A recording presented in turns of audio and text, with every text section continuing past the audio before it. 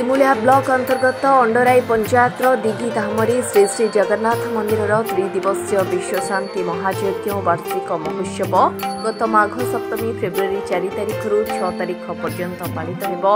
ଏହି वार्षिक उत्सव द्वितीय दिवस रे कलश यात्रा, घट स्थापन, गुरु सूर्य पूजा, घट मंडल आदि पूजन, विघ्न विनाशक गणपतिंकर महास्नान, पीठ पूजा, षोडशोपचार पूजन कार्य संपन्न होइछि। प्रथम दिन कलश यात्रा रे गाँवर 108 श्रद्धालु महिला सामिल हुई शोभायात्रा रे ग्राम परिक्रमा करी विधिपूर्वक निकटस्थ चंदन पोखरी पानी उठाइथिले।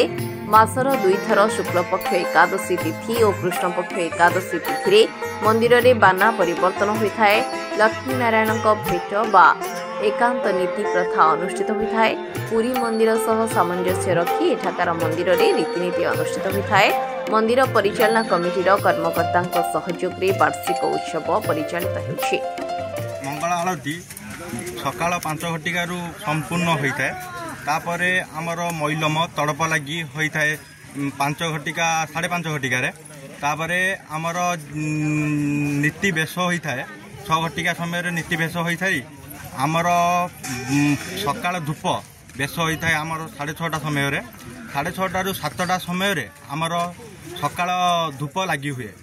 लगी हो सारा तापरे मध्याह्न धूप आम 12 घटिकार संपूर्ण होई मध्याह्न 1 घटिकार पढ़ पड़ी थाए। तापरे 3 घटिकार पूर्ण 12 फिटा नीति संपूर्ण होई मंगल तापरे आमर जिमिति प्रहड़ आलती होता है। तापरे आमर संध्या समय संध्या आलती होई तापर चंदन लगी बेश होई चंदन लगी हो सारा तापर बड़ सिंगार बेश हो सारी तापर आमर पढ़ आलती हो सारी पढ़ हुए गीत गोविंद सहित पढ़ आलती हुए। भद्रक स्वतंत्र प्रतिनिधि अमूल्य कुमार माझी की रिपोर्ट, उत्कल मेल टीवी।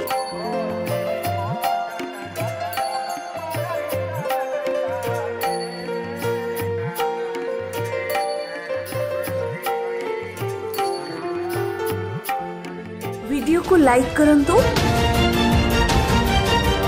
आम चैनल को सब्सक्राइब करंतु, आमरे नुआ नुआ वीडियो सर्वप्रथमे देखिबा पाई बेल आइकन को निश्चित दबाନ୍ତୁ।